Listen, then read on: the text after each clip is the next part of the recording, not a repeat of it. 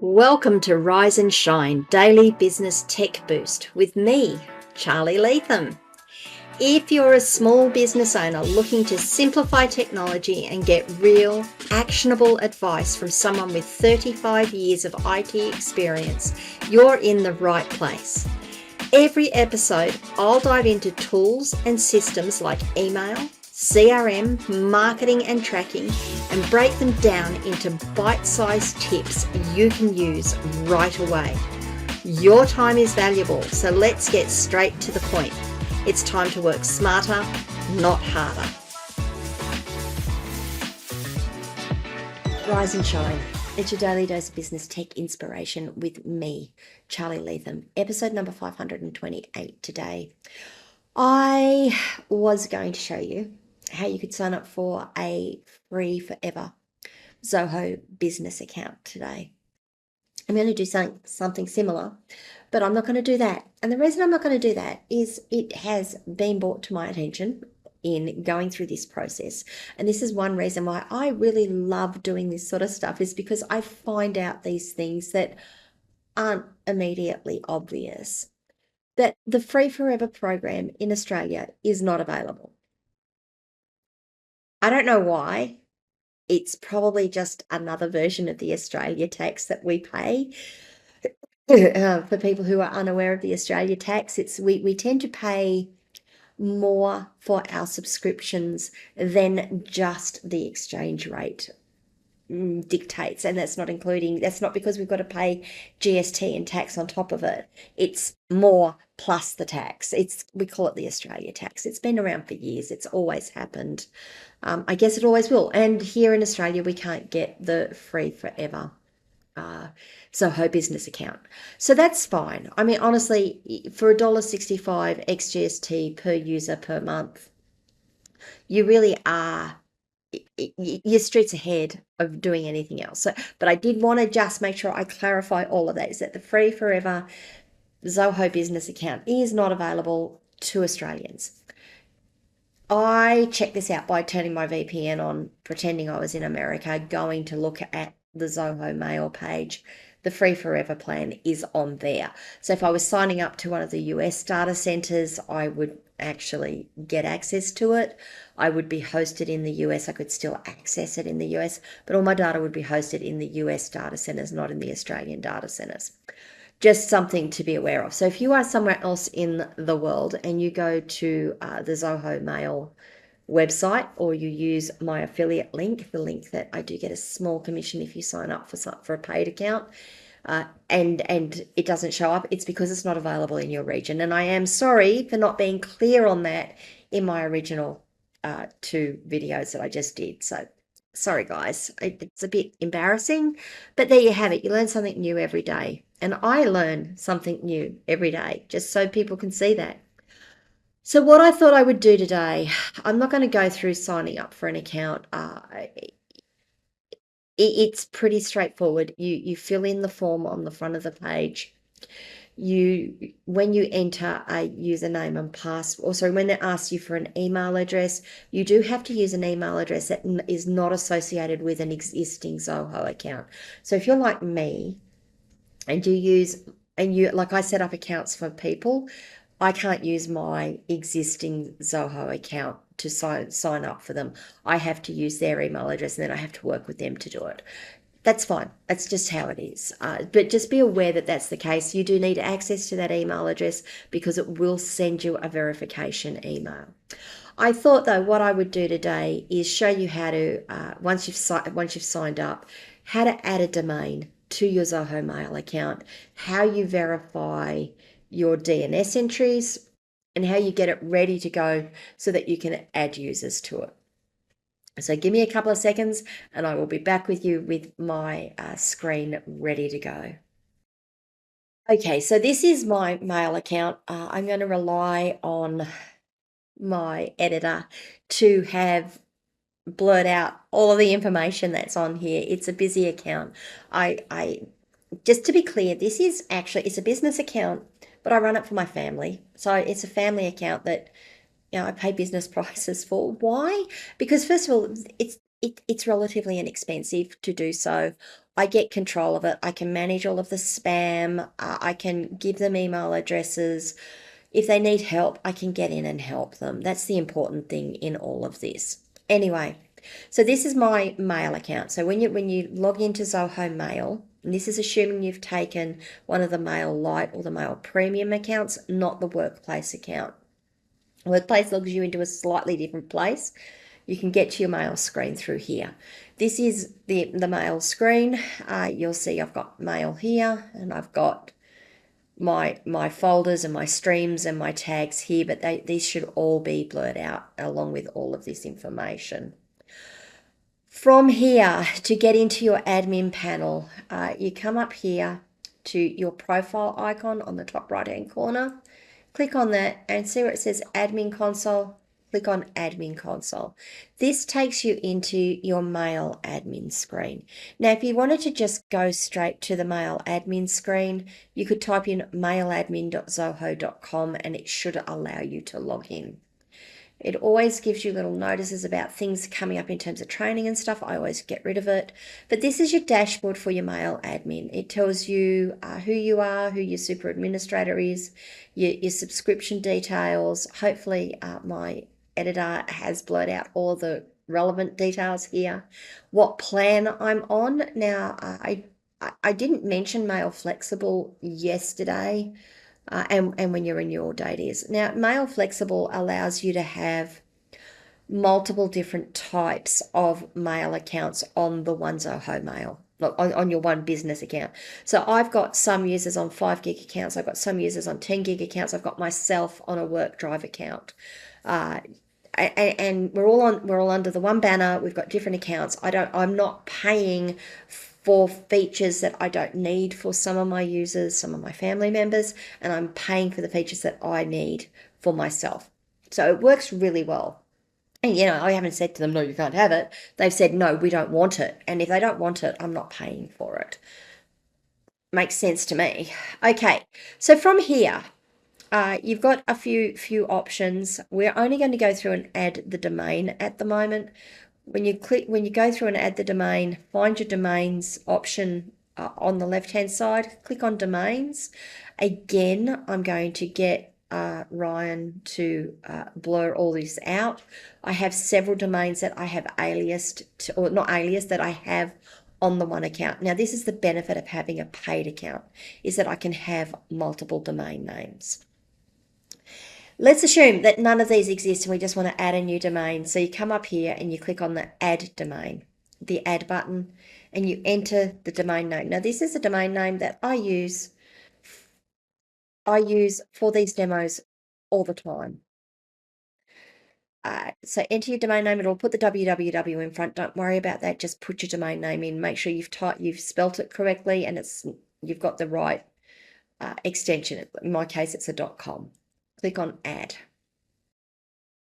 Okay, so once you've added your domain name correctly and you've spelt it properly and all of that, it comes up and it's going to ask you to verify that you actually own the domain, that you're not trying to add a domain that you don't own. Don't ask me why people would do it. I think people could spam. Not that they can spam anymore, or not spam as easily anymore, but they do ask you to verify your domain ownership. Now, when they do this, they give you two options. They're going to ask you to log into your DNS and they will do it automatically for you, or you can configure it manually. Now, some of your DNS providers won't allow you to do automation. So what I'm going to do to make sure that it's really clear to you the records that you need and the things that you can go and check in your own email, in your own DNS records, is I'm going to configure this manually. So I'm going to click configure manually. You don't have to, you can try the automation. This is asking me to add a text record in my DNS. It's giving me the host name and the value and the content. Now, here's one I prepared earlier. I'm in Cloudflare. I have learnaboutdogstoday.com added to Cloudflare already. What I don't have is any DNS records for it. No, that's because I'm only using it for this example. You may already have existing DNS records. You may not. you might be starting from scratch like I am. So we're just going to add the records that we need. So what we'll do is we'll come back to the verification screen. It says leave it, the text name is at or leave it blank. And the value content we want is this string here. So I'm going to copy the string. Remember that I'm going to at or leave it blank. Come back to the DNS records. We're going to click. This is in Cloudflare. It's similar in cPanel. It's similar in others. There are nuances, and if I get chance, I will find a way to show you those nuances as we go through. Not in this video, in other videos. Click on add a record. It's got to be a text record. I'm just going to flick back to here all the time so we verify we're getting the information right. It says a TXT, a text record. So we're going to, in the type on Cloudflare, drop the box down. I'm going to find TXT. Now it says leave it blank or at. We want it for at. It says at for root, which is learnaboutdogstoday.com. The time to leave, I'm going to drop it right down. Now, the time to leave is the time it takes for it to broadcast out changes to this particular record. So I'm going to drop it right down so that it broadcasts this change quickly. Content, I'm going to paste the content we just copied in. Now, in Cloudflare, we can make notes, and I'm going to just put here domain verification for Zoho Mail. Just so that when I come back later on and I look at all my records, I say, what was that one? Oh, that's the domain verification. I remember now. I mean, I can tell just by what it is in the content generally. Makes it easier if I don't have to do too much thinking though. Click save. Make sure it's in, it's broadcasting out. We're ready to go. Going to come back to our mail admin console and click verify text record. Now, I should also note here before I click on this button, you'll see there's this share instructions button. Let me just open, I can't open that. What happens if I do that?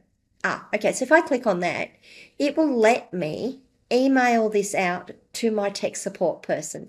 So if you're working with someone like myself and you've got to this screen and it says, and you don't want to do it, you want to get someone else to handle it for you, you can just email me this record like this. This is all I need, and I can take this from here. You click on, put my email address in here, click send, and I can do this all for you.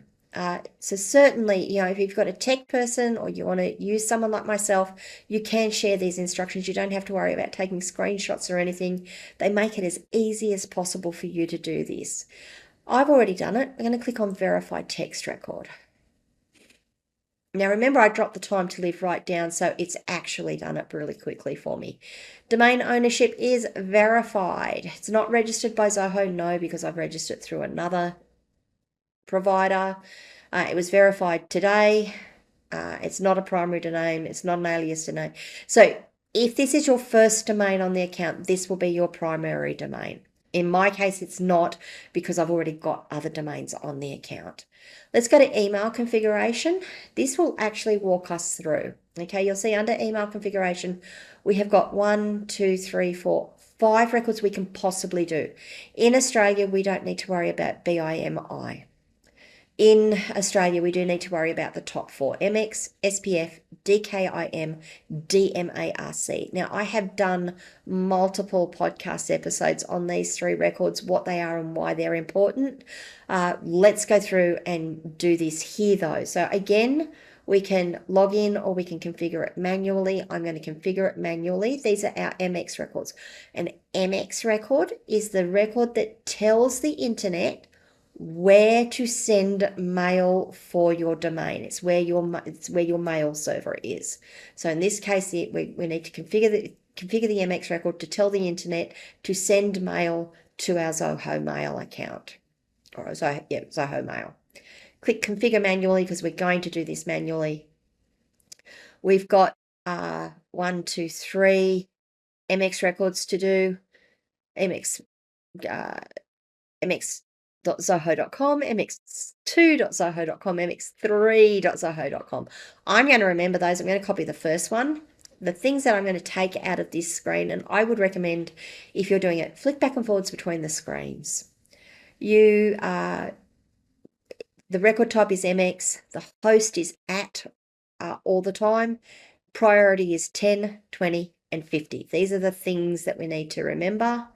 And these three here, I'm going to remember these three. I'm going to go back to my Cloudflare in the DNS records again. I'm going to click add a record. I'm going to choose MX. We're going to choose @ for root because we want it to go to learnaboutdogs.com today. I'm going to paste the first one in there.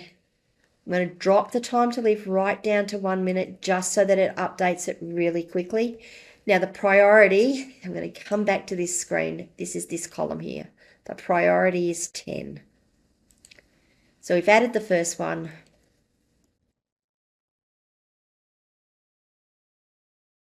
And I'm putting a note here that the MX record points to Zoho. We're going to click save. Now you'll see that I've got 2 DNS records on my account. First one is MX, the second one is the text record we added just now to verify the domain. This has to stay, by the way, just as a segue, this has to stay.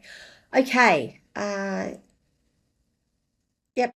Now we're going to add a second MX record. So we click on add record, choose MX again in the type, @ again. It was MX2 in this case. Now, depending on your data center for your account will depend on what these mail servers are. So don't just assume that because I'm saying it's MX2, MX and MX2 and MX3, that's what it's going to be for you. In Australia, they're different. This account was set up in the US when I was in the US, so I'm on the US data center here. So it's MX2. We're going to click time to live, and the priority was 20 in this case. Secondary MX record for Zoho. If you do have the ability to put comments and notes on your entries, please do. It does make it easier later on when you're trying to remember what the hell you were doing, if nothing else. Okay, that's our second record. Going to add our third record. This is why you might want to do it automatically, by the way.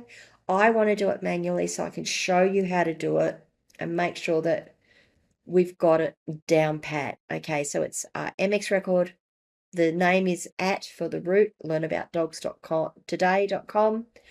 The mail server is mx3.zoho.com. Time to live, I'm dropping that right down to 1 minute, and it was 50. And I'm adding the comment in again. Tertiary MX record for Zoho. Okay, you're going to click save. Okay, so we have 3 now, MX, MX2, MX3, all point to learnaboutdogstoday.com. They've all got MX on them, priorities. See this box here, this is the priority, 10, 20, and 50. And they look good. So let's come back. We just verify that we've got it right. MX, mx.com, zoho.com, MX2, MX3, 10, 20, 50. We're good to go. Click verify. And it's verified it. Now, sometimes this takes a little longer to do. Sometimes you'll add the records in and it says it's not verified. It's not they haven't picked up the changes. Don't worry about it. Give it a couple of hours and come back and check it. I have worked with clients where this can take a couple of hours to update.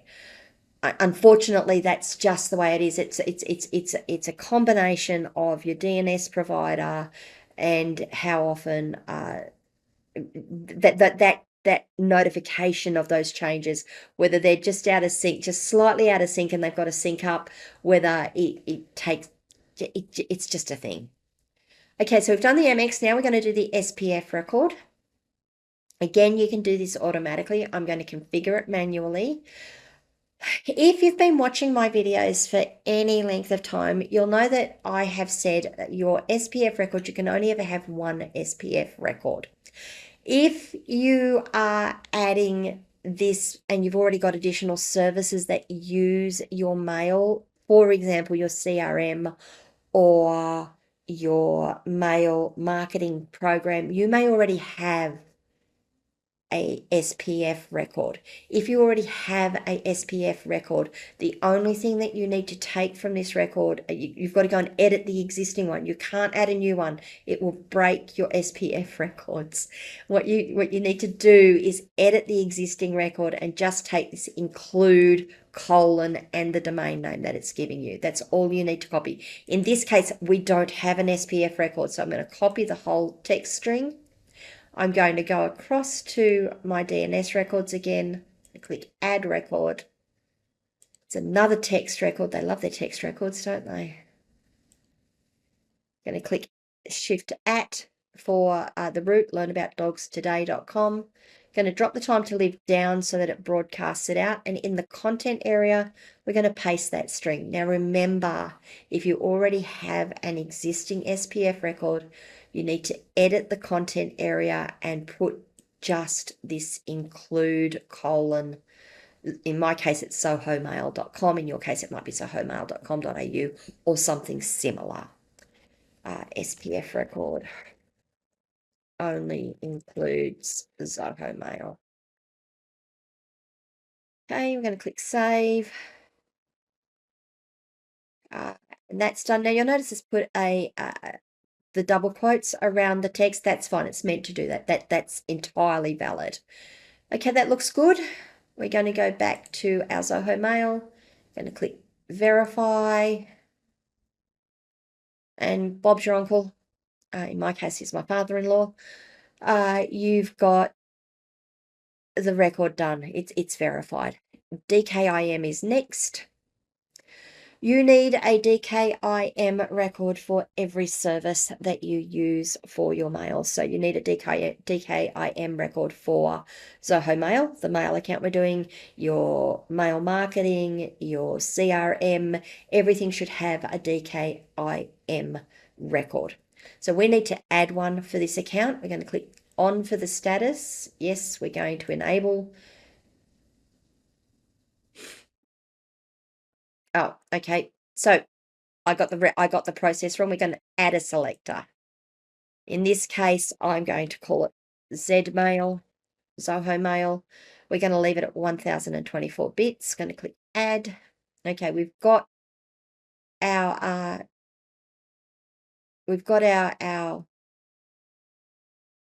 selector sorted out.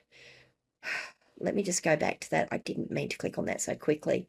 So now we've got a selector done. You can choose the selector. I like to use something that means something for the service I'm using. With Zoho, you can do that. With others, you may not be able to. So just remember that. So here, what we're going to do is we're going to click on this record because we actually have to get the record out. Now, from here, we can choose to do it automatically, or again, I'm just going to configure it manually so I can show you how to do it. You'll notice that we've got a slight difference here. We've got to log into Cloudflare and we've got to add a new text record, but this time it's actually giving us a name host. So I'm going to copy that. I'm going to come across to my DNS records. I'm going to add a new record. It's going to be a text record. Here in the name, we're not going to use @ What we're going to do is we're going to paste what we just copied. Again, I'm going to drop the time to live down. We're going to come down to content, come back to our Zoho Mail, and we're going to copy this big long string. Now, they make it easy because we can just click to copy. It copies it to our clipboard, paste it in, and I'm going to put what that is so that I know when I come back later what I was doing here. Click save. It says it's added. Now we're going to come back here and we're going to say verify. I'm lucky today. This is going through perfectly. I haven't had one come back and say, no, we're not verified yet. That's great. That's exactly what you want. Like as I'm saying to you though, this might take a little while to verify.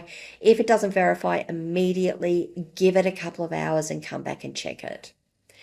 DMARC is the last one we need to do. As I've said previously with DMARC records, it's the same as an SPF record. You need one DMARC record per domain. You don't need to have multiple, you can't have multiple DMARC records. You can only have one. Once you've added it, just click on verify, say verify, and it will verify it for you. So in this case, you still have to go through this process. So action to take when the DMARC validation fails. For those of you that are wondering what DMARC is, I have done numerous podcasts explaining it. DMARC works hand in hand with DKIM. If the DKIM doesn't validate, if you don't have, if the application you're using hasn't been authorized to send mail on your behalf, on your domain's behalf, this is where DMARC kicks in. It says that's failed. What do you want me to do? So with DMARC, you have a choice of, you can do nothing, you can quarantine the emails, you can reject them. I honestly recommend do nothing with the emails. You'll get a notification to say that something's trying to use your domain name. It's probably good, particularly when you're just starting out and getting all of these verifications in place, to leave it as do nothing and check those verifications and see who's trying to send mail on your behalf that you haven't got set up correctly. That's what I've been using it for. Now these are two mandatory fields. You do need to put in an email address here. I'll show you a trick later on this. So here,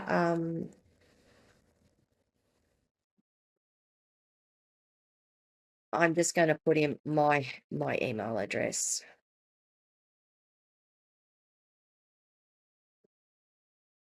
Action to take when the DMARC for subdomains. So this is anything that falls under the Learn About Dogs. So it might be www.learnaboutdogs.com today.com is a subdomain. Training.learnaboutdogstoday.com is a subdomain.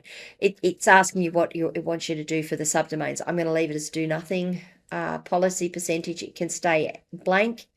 We want alignment for the SPF is relaxed. Alignment for the DKIM is relaxed. We're going to say generate the record. Okay. Now again, it's asking us to add a text record. We've got the host name, the text name / host we need to add, and this big long string.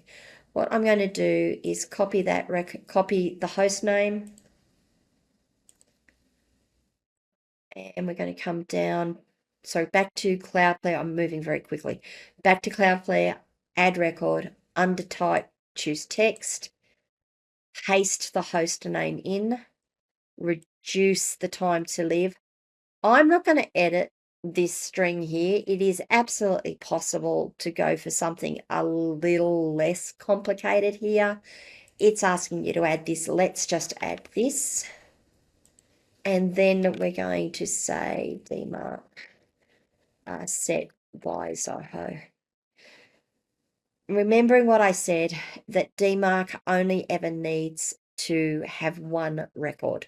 If you've got something saying confirm your DMARC, and you've already got a DMARC record, don't go and add a new one. Just say verify it. It will pick up the DMARC record that exists on your domain. As long as the DMARC record is valid, it will pick it up. Okay, click save. That's done. Come back to Zoho Mail, click verify. We're done. Now we have all of our domains. Now we have all of our email configuration done. So MX records are set, and it tells you what your MX records are set to. SPF record is set. DKIM is set. It tells you what the selector is. It doesn't show you what the key is. DMARC is set. It tells you what the record is. We're good to go. Now, under advanced settings, I'm going to quickly run through them. Subdomain stripping, I would leave this as blank. Domain aliasing, you can add extra domains and have them aliased to your learnaboutdogs.com or to your primary domain, or in this case, my secondary domain can have alias domains. I'm not going to do that. You can have a catch-all address. I honestly recommend do not have a catch-all address. A catch-all address is one that says anything that is sent to something at yourdomainname.com will go to this catch-all address.